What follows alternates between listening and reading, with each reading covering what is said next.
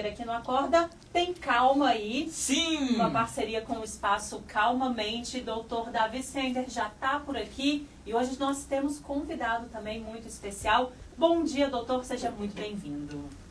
Bom dia, Aninha. Bom dia, Homero. Bom dia, Júlio, nosso convidado. Bom dia, ouvintes. Bom, o doutor já deu spoiler. Júlio Mazzoni é nosso convidado de hoje. É Mazzoni que fala mesmo, né, Júlio? Júlio, que é doutor em psicologia pela UFJF. O currículo dele, gente, é assim, imenso. Várias especializações aqui no Brasil e fora também. Maravilhoso. E hoje a gente vai conversar com o Júlio Mazzoni, doutor em psicologia pela UFJF, também com o nosso querido doutor Davi Sender, sobre prevenção do suicídio, entendendo e agindo. Esse é o tema do dia. Você pode ficar à vontade para mandar pergunta pelo nosso WhatsApp, 32999181483. Já está liberado o nosso WhatsApp. Pode mandar também dúvidas, sua pergunta e acompanhar ao vivo no Instagram do Espaço Calmamente. E no seu também está ao vivo, doutor? Está ao vivo também. Então, doutor Davi Sender ao vivo e a cores também. Bom, vamos começar o mês aí falando sobre uma das campanhas de mais destaque no Brasil, que é o Setembro Amarelo, que busca conscientizar sobre a prevenção do suicídio. Doutores, o suicídio ele ainda é visto aqui no Brasil como um tabu, um assunto difícil de ser falado ainda? Sim, sem dúvida. Primeiramente, bom dia a todos os ouvintes. Mas em diferentes regiões do globo, com intensidades diferentes, o suicídio é visto como tabu.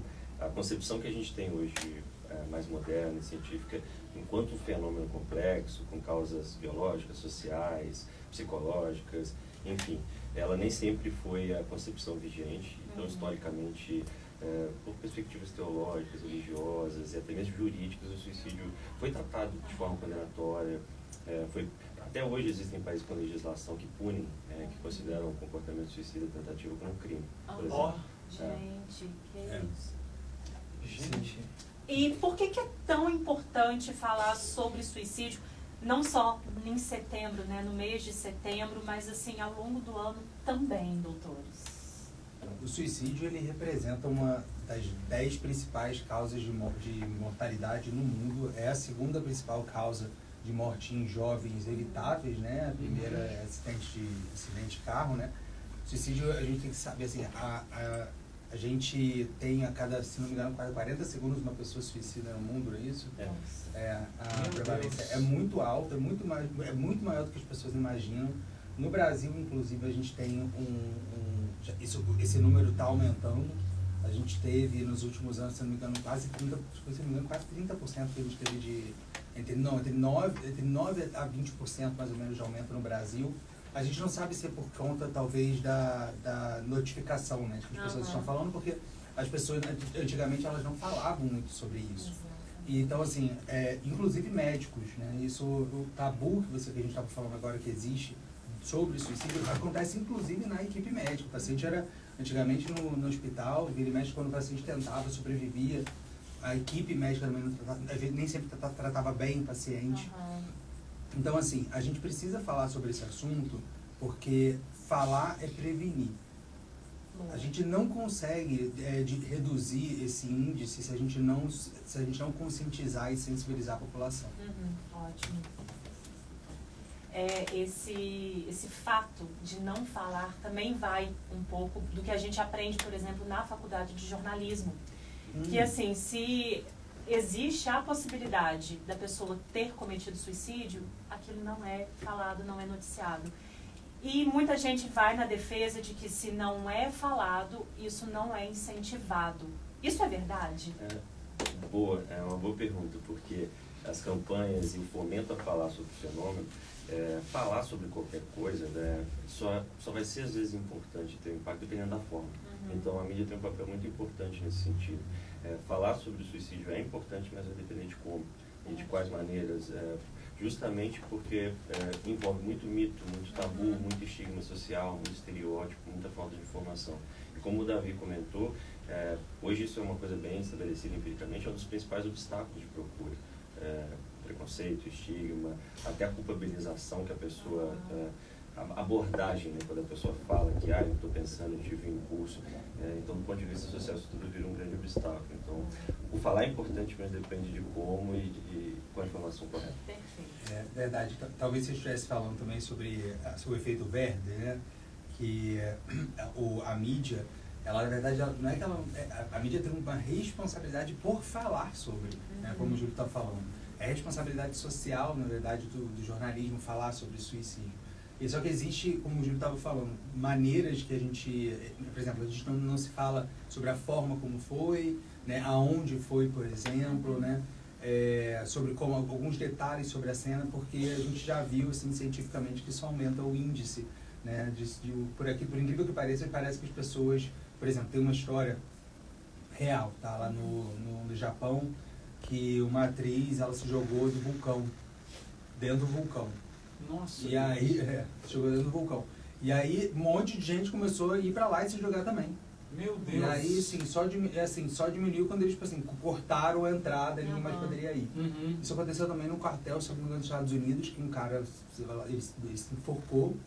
E aí, um monte de outros soldados iam lá e fizeram o mesmo. Aí, eles fizeram milhões de campanhas para prevenir, não diminuiu. Aí, um dia ela foram lá, cortaram a árvore e parou. Olha. Então, existe esse efeito nesse sentido, mas existe o efeito contrário também, né, que é o papageiro, né, que seria o... Por favor, Júlio. Tá? Não, basicamente a forma como é notificado, né? Se for feito de forma sensacionalista, descrevendo o método, ela tem um certo impacto. Se ela for feita dentro das campanhas, das prescrições, orientações, por exemplo, da Organização Mundial de Saúde, ela pode ter um papel e deve, né, informativo. A tarefa de prevenção hoje ela é vista como algo multissetorial, envolvendo mídia, educação, saúde, segurança pública, enfim. Boa. Tem pergunta aqui, eu queria fazer de uma vez. Bom dia, doutores. Tema de hoje interessantíssimo. Queria saber se o histórico familiar influencia. Pergunto porque o meu avô cometeu autoextermínio há muito tempo atrás. Minha família tem histórico de depressão muito alto e percebo no meu filho a mesma coisa. Fico atenta, tomo conta e sempre converso e fazemos acompanhamento. Mas tenho medo de que a história se repita. Isso pode acontecer por histórico familiar? Obrigada, bom dia. Bom, uma excelente pergunta. Como eu comentei inicialmente, não existe hoje nenhuma pesquisa que consiga estabelecer condições necessárias e suficientes para alguém cometer um ato de suicídio. Enquanto fenômeno complexo, ele envolve a interação de fatores. É um fator de risco a existência familiar de tentativas prévias, a gente sabe disso, mas não é suficiente. É importante considerar essa constelação de outros fatores individuais, a saúde mental daquela pessoa, a contraposição de fatores de proteção. Existem fatores que fazem um contrapeso nessa equação. Então não existe uma fórmula e não existe necessário. O fato de um fator de risco isolado existir, ele vale a pena ser considerado, mas ele é insuficiente por si só, embora, né, claro, o falar, o cuidar, o saber da saúde mental acaba tendo efeito preventivo e protetivo. Sim, e uma coisa importante que essa ouvinte falou, o carro-chefe do suicídio é a depressão. Então, assim, o fato de ter alguém na família que cometeu é um fator de risco, como o Júlio está falando, mas é realmente uma condição que assim, envolve vários fatores.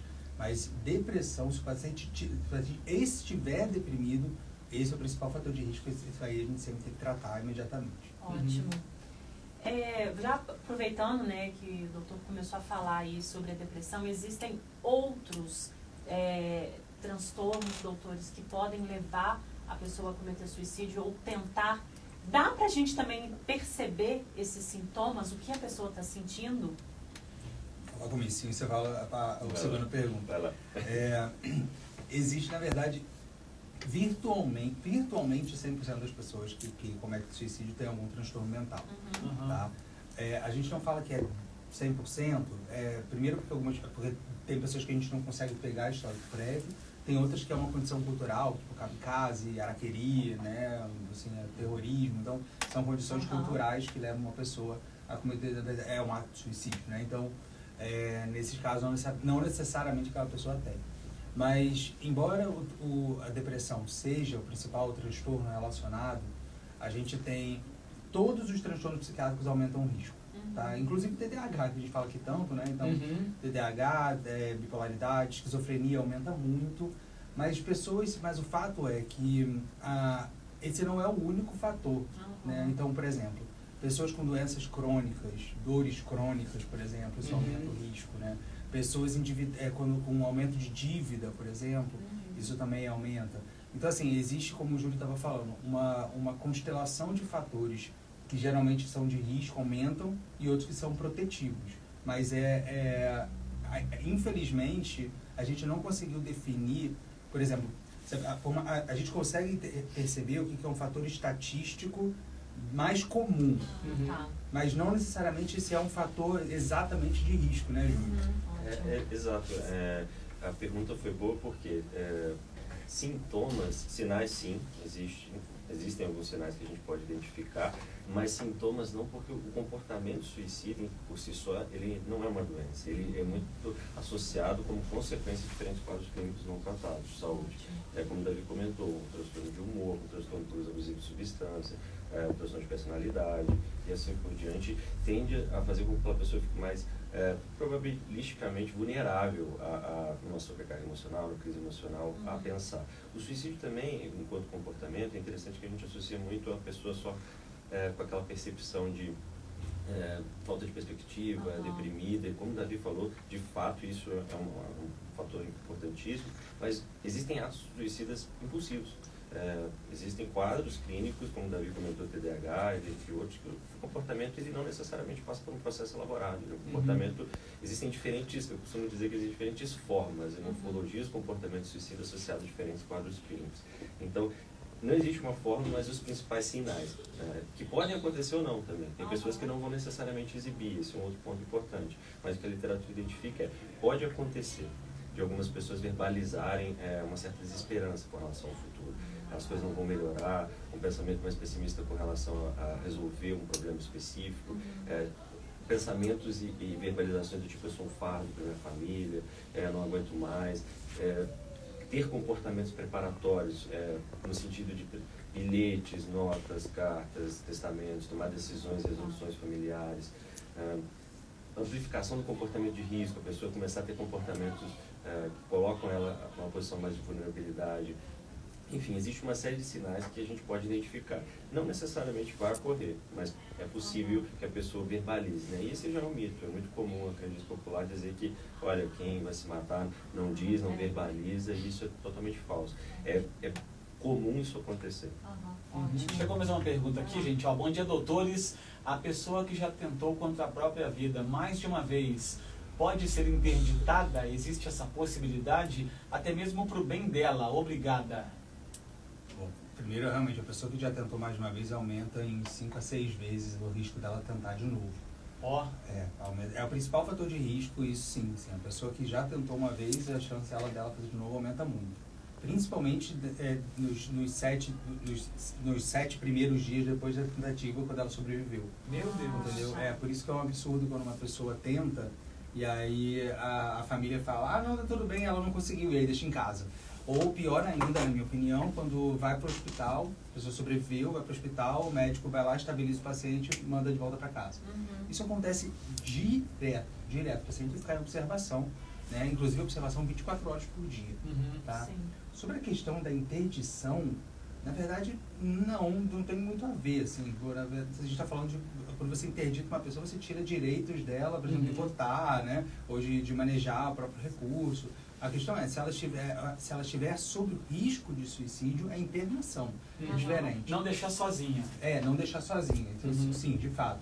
E assim, se o risco estiver alto, na verdade, isso tem que ser avaliado por um psiquiatra e por um psicólogo, preferencialmente. Esse paciente tem que ser internado.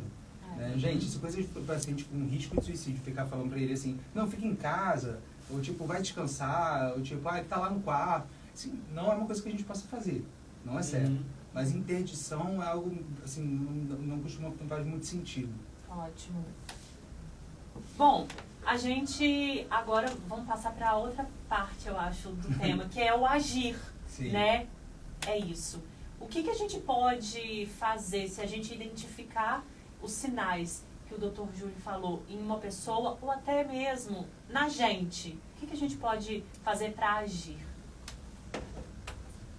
Olha, a primeira coisa que eu vou comentar, porque o Júlio em seguida vai explicar muito melhor do que eu, é que a gente precisa naturalizar, gente, o pensamento de morte. O que acontece é o seguinte, a gente pensar em morrer é normal mesmo. Pensar nessa temática não é algo não é algo absurdo. Nossa mente ela não escolhe o que vai pensar. Né? A gente escolhe no que a gente vai manter-se pensando. Mas assim, se a gente vai dar continuidade, mas assim, passar pela cabeça é algo absolutamente normal, tá? Isso, e principalmente quando a gente está deprimido, o que acontece é que a mente vai sempre procurar uma solução fácil, vamos dizer assim. Qual é a única solução que aparece na nossa cabeça? Se aparecer assim, nem se a pessoa pensa que ela vem em se matar, nem sempre ela deseja isso só porque isso passa pela cabeça. Então, é muito importante que a gente não julgue uma pessoa por ela pensar sobre isso, e muito menos se julgar, que é o mais comum. A pessoa, nossa, eu passo pela minha cabeça isso, então eu sou uma pessoa horrível, entendeu? É um pecado pensar nisso.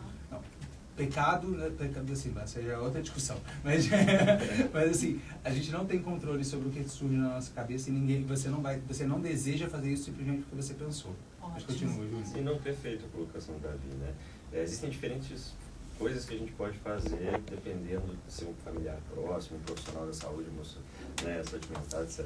Mas um ponto principal, assim, no primeiro momento, se você tem contato com esses sinais e percebe, escutar e tentar evitar uma perspectiva condenatória, de uma forma empática, pode ajudar a pessoa a se abrir e falar sobre, porque, no geral, a pessoa já está se cobrando, se culpando e sobrecarregada emocionalmente. Num segundo momento, é ideal que, além de ouvir, de acolher e de uma forma não condenatória, ajudar essa pessoa a procurar um serviço especializado. Porque, como a gente comentou, por ser um tabu, existe muita desinformação. Imagina, por exemplo, que você tem uma dor no seu corpo, você está sentindo um desconforto, você não sabe nomear, você não sabe o que é, e você não sabe nem que existe uma forma de tratamento e intervenção para diminuir aquele desconforto emocional.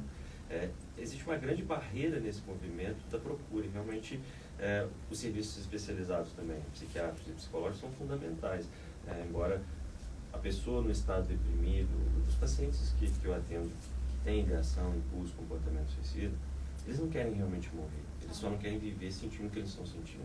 Só que falta recurso para administrar, para autorregular os pensamentos, as emoções. Passado um certo tempo, eles mesmos se desidentificam com aquele pensamento. Fazendo tratamento psiquiátrico, ou medicação, psicoterapêutico, eles, em perspectiva, percebem que, olha, eu não sabia que as coisas poderiam ser diferentes. O suicídio envolve muito um sofrimento emocional e uma dificuldade de administrar e lidar com aquilo que sozinho. A gente tem uma coisa para a gente identificar, a gente já falando sobre a identificação. Em geral, tem duas perguntas que eu costumo perguntar para os pacientes quando eu estou suspeitando de que ele possa estar em risco. Que é a primeira, se ele acha que a vida vale a pena. E a segunda, e aí se o paciente responder, enfim, vai dar na resposta dele, e aí entra numa parte de psicopatologia, uma parte bem da nossa área, né, para conseguir interpretar a resposta. Mas geralmente a sensação do paciente de estar sem saída, isso é um fator muito, é algo que a gente tem que ficar muito alerta, né? Então o nosso trabalho, né, quando a gente acredita que alguém está sob risco, né, o que a gente pode fazer? Primeira coisa, como o Júlio falou, então assim, realmente, ao não julgar, compreender a pessoa, isso mostrar interesse. As pessoas às vezes querem dar uma resposta, você pode sentar do lado da pessoa em silêncio. Entendeu? Isso já é fazer companhia. Mas realmente, as campanhas falam sobre procure ajuda, né? Eu costumo dizer que a campanha deveria ser mais assim, aceite a ajuda. Porque muitas dessas pessoas não vão procurar mesmo. Né? E não é nem porque, às vezes não é nem só o tabu, né? Assim, a falta de, a desmotivação, né, de um paciente em depressão muito alta. Então, talvez o lema que a gente deve fazer mais é aceitar a ajuda. Ótimo, muito bom. Gente, de que maneira a psicoeducação ela pode ajudar na prevenção ao suicídio? É uma boa pergunta. A psicoeducação, métodos, né, psicoeducativos, provavelmente, envolvem ensinar o paciente sobre seus próprios sintomas, funcionamento mental, comportamental, ajuda na adesão ao tratamento, na autogestão também, de comportamentos que a pessoa pode trabalhar, emoções, enfim. E eles datam desde o século XVIII, métodos aplicados na saúde. Desde Pestalozzi se utiliza, né, gradativamente, hoje isso é uma coisa muito forte, mas eles ajudam a ensinar. paciente a perceber, por exemplo, primeiro se conscientizar, diminuir essa autoculpabilização, essa autocrítica que pode exacerbar uma crise de desconforto emocional. Entender como nossa mente funciona, nossas emoções, ajuda a gente a despersonalizar aquela experiência, diminuir o auto-julgamento crítico que complexifica esse processo emocional. Segundo, identificar sinais e fazer um pouco do que a gente está conversando aqui. Olha, tem alguma coisa de errado, olha, isso aqui está chegando num ponto que eu não consigo lidar sozinho. Eu preciso necessariamente buscar atendimento especializado. Em terceiro lugar, a possibilidade do profissional, quando essa pessoa chega no psiquiatra, no psicólogo, receber realmente uma avaliação de risco, como o Davi falou, ao mesmo tempo um manejo precoce, um plano para lidar com as crises suicidas, e aí entra toda uma gama realmente de possibilidades de tratamento e intervenção que a gente utiliza no dia a dia. Acho que o Júlio também está falando, que acho que também a pergunta dele, ela envolve muito o que a gente costuma fazer lá no Espaço Calmamente, né? Que a gente se pauta na psicoeducação para conseguir trabalhar com os pacientes, que é justamente o que o Júlio estava falando. O paciente ele precisa ser especialista em si. Então ele precisa saber reconhecer o que é fisiológico, né, o que é normal e o que sai da normalidade dele. Então, porque de maneira geral, quando a gente fala de suicídio, isso é a gente fala assim, o efeito dominó, né? Existem vários rompimentos de laços que o paciente vai tendo, né? Então, quando a pessoa se conhece, e a pessoa conhece, assim, baseado, gente, a gente fala psicoeducação, então, assim, ficar educado, assim, ser educado, na verdade, sobre condições mentais, né, sobre questões psíquicas, a chance dele conseguir chamar assim, procurar ajuda, ou saber manejar melhor as emoções é muito maior. Ótimo. Então, é o que a gente sempre ensina isso para os pacientes. Muito bom. Então, aceitar ajuda, procurar e aceitar ajuda. Se pra gente indicar, eu me lembro que tem algum telefone. Sim, boa pergunta. Existe o CVV, né, o Centro de Valorização da Vida, 188. Essa também é uma maneira de ajudar, além de ouvir, referenciar, ajudar. Né? Então, assim, tentando resumir até para finalizar essa pergunta. Ouvir de forma não condenatória, ajudar a pessoa a procurar serviço especializado, é um caminho. Outros são centros das linhas específicas de atendimento, via chat, site, no 188, no Centro de Valorização da Vida. A rede de atenção psicossocial também é um serviço especializado, de modo geral. Maravilhoso. E que esse assunto seja para a gente aprender e para a gente tentar ajudar quem está por perto, né, doutores? Isso mesmo. A gente estava falando, só para a gente finalizar, né, que a gente estava falando que eu não finalizei o raciocínio sobre efeito papageno, né, que é as pessoas falar sobre suicídio é uma coisa que pode incentivar, né, um absurdo. Eu sempre fiquei pensando assim, não vou falar, por exemplo, com alguém deprimido, a pessoa fala assim, não vou perguntar se ela tem vontade de se matar, porque se ela for dar ideia, né, assim, como se a pessoa nunca tivesse pensado nisso, estando mal, né. Mas quando a gente fala, e a mídia fala, de pessoas, na verdade, que sobreviveram, né, ou que passaram por algo, passaram por momentos em que ela quis ou tentou, né, mas mudaram de ideia e viram como as coisas poderiam melhorar, isso reduz o índice de suicídio. Então, mais um motivo pelo qual a gente pode falar e deve falar sobre isso. Maravilhoso, muito bom. Dr. Júlio Mazzoni, muito obrigada pela sua participação aqui hoje. Para a gente te acompanhar nas redes sociais, entrar em contato com você. Você é uma pessoa das redes? Não muito, mas Psi Júlio Mazzoni, se não me engano, no Instagram. Eu agradeço o convite mais uma vez, a possibilidade de estar participando aqui com vocês, com o Davi, essa figura. Muito obrigada. A gente agradece. Lembrando, né, doutor Davi, que a live vai ficar salva no Instagram do Espaço Calmamente, para a gente assistir de novo e também acompanhar um pouquinho do trabalho de vocês.